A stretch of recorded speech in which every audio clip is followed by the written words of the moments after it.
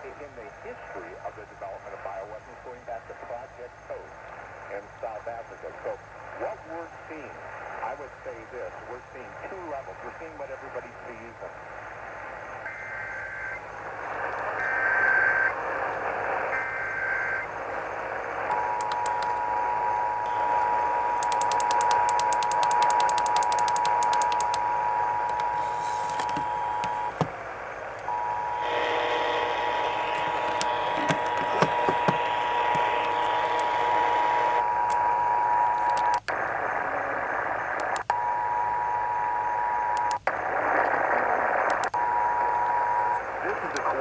Monthly test of the broadcast stations in your area.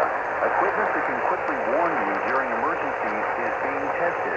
If this had been an actual emergency, official messages would have followed the alert tone.